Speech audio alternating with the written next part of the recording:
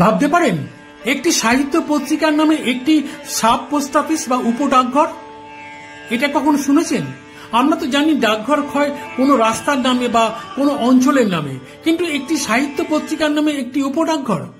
চলুন তাহলে আজকে শোনাবো সেই কাহিনী।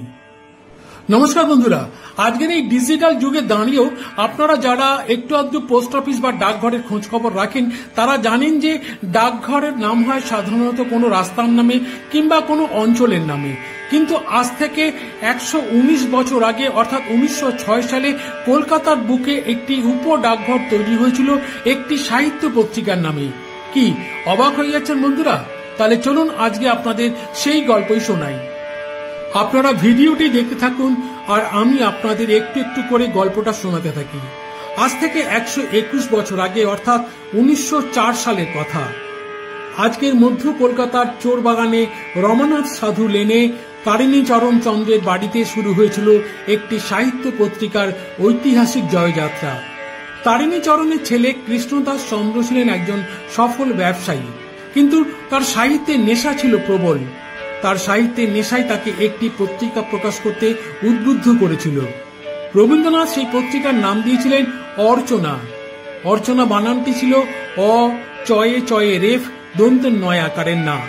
পরবর্তীকালে সে বানানটা অবশ্য পাল্টে যায়, হয়ে যায় অ চয় রেফ দন্ত নয় আকারের না। পত্রিকার প্রথম সম্পাদক ছিলেন জ্ঞানেন্দ্রনাথ মুখোপাধ্যায়। আর নিশ্চয় জানতে ইচ্ছে করছে কারা কারা লিখতেন সেই পত্রিকায়।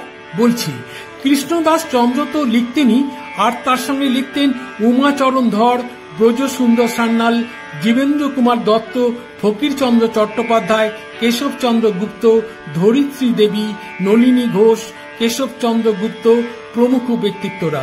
কি ধরনের লেখা থাকতো পত্রিকায়? থাকতো গল্প, কবিতা, নাটক, প্রবন্ধ এবং সাহিত্য সমালোচনা বিষয়ক বিভিন্ন ধরনের লেখা। শুনলে অবাক হয়ে যেতে হয় যে 1904 সালে পত্রিকাটি প্রকাশিত হবার পর 2 বছরের মধ্যেই পত্রিকাটি এতটাই জনপ্রিয়তা অর্জন করেছিল যে পত্রিকার মাসিক সংখ্যা ছাপা হতো প্রায় 75,000 থেকে 1 লক্ষ কপি। সেই সময় অর্চনা পত্রিকার বার্ষিক গ্রাহক মূল্য ছিল 1 টাকা 25 পয়সা।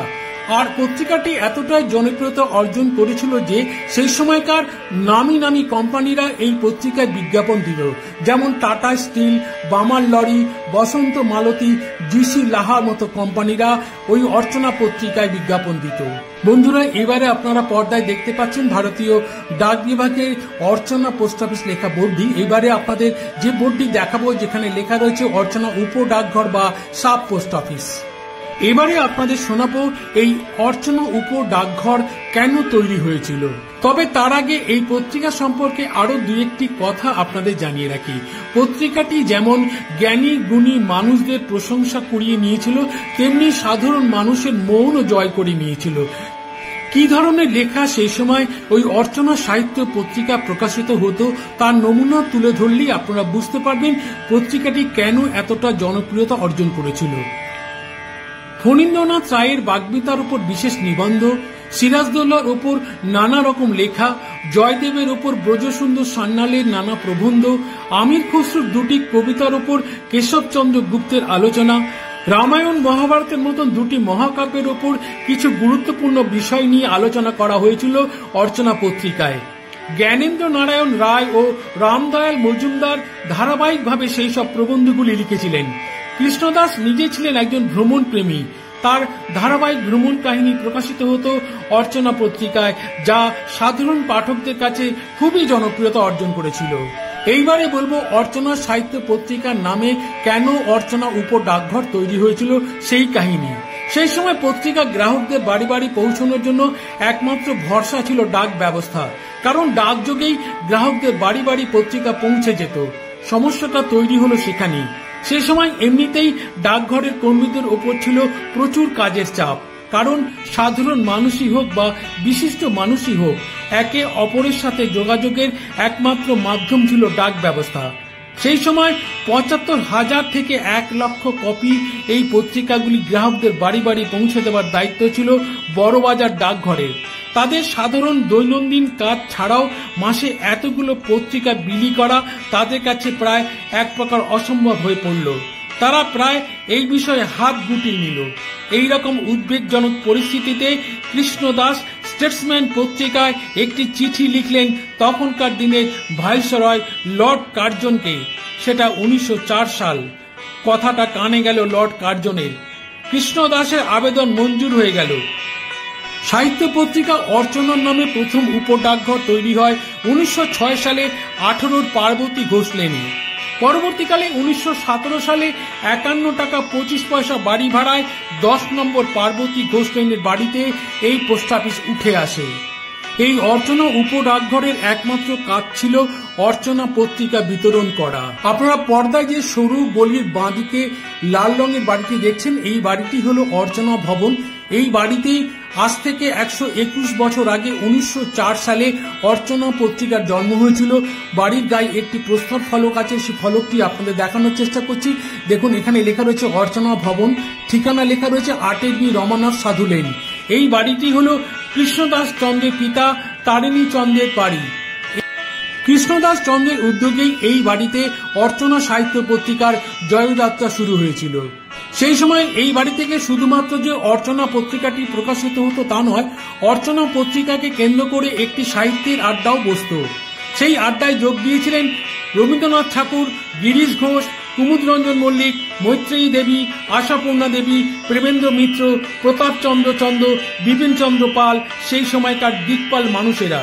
প্রথম দিকে বাইরের কোনো এক ছাপাখানা থেকে ছাপা হতো অর্চনা পত্রিকা। শেষে পত্রিকার ক্রমবর্ধমান জনপ্রিয়তা দেখে তারিণী চরণ চন্দ্রের এই বাড়িতেই 1948 সালে 2200 টাকা দিয়ে যন্ত্রপাতি বসিয়ে শুরু হয় অর্চনা প্রিন্টিং ওয়ার্কস এবং পাবলিশার্স।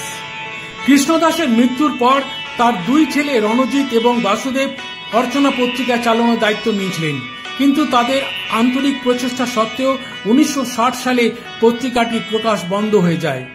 প্রতাপচন্দ্র চন্দ্র বলেছিলেন, সিনেমা ম্যাগাজিনের দাপটের ফলেই এই পত্রিকাটি বন্ধ হয়ে গিয়েছিল। অর্চনা পত্রিকার কয়েকটি সংখ্যা এখনো বঙ্গীয় সাহিত্য পরিষদ এবং বিডন স্ট্রিটের চৈতন্য লাইব্রেরিতে পাওয়া যায়। আজকের দিনে দাঁড়িয়ে ভাবা যায় না একটি সাহিত্য পত্রিকার বিতরণের জন্য তৈরি হয়েছিল একটি উপডাকঘর। ডাকঘরের ইতিহাসে যা এক বিরল ঘটনা। পত্রিকা প্রকাশ বন্ধ হয়ে গেলেও অর্চনা উপডাকঘর আজও বর্তমান। জোড়াসাঁকো ঠাকুরবাড়ি যাওয়ার রাস্তায় মদন চ্যাটার্জি লেনে আজও আছে অর্চনা উপডাকঘর। পর্দায় আরো একবার আপনাদের সেই ছবি দেখানোর চেষ্টা করছি। আর যে বাড়ি থেকে অর্চনা সাহিত্য পত্রিকার জয়যাত্রা শুরু হয়েছিল, সেই বাড়িটি আজও মধ্য কলকাতা চোরবাগানের সরু এঁটো গলি 8 বি রমানাথ সাধু লেনে দাঁড়িয়ে আছে অতীতের গৌরবোজ্জ্বল ইতিহাসের সাক্ষী হয়ে। আর বাড়ির দেয়ালের গায়ে একটি প্রস্তর ফলক সেই অতীত দিনের উজ্জ্বল ইতিহাসের সাক্ষ্য বহন করে চলেছে। আপনাদের দেখাচ্ছি সেই প্রস্তর ফলকটি, আগেও আপনাদের দেখিয়েছি। বন্ধুরা, আজকের ভিডিও তাহলে এখানেই শেষ করছি। যদি ভিডিওটি ভালো লেগে থাকে তাহলে প্লিজ লাইক, কমেন্ট ও শেয়ার করবেন এবং আমার চ্যানেলটিকে সাবস্ক্রাইব করে আমার পাশে থাকবেন। নমস্কার বন্ধুরা, আজকের মতো বিদায়।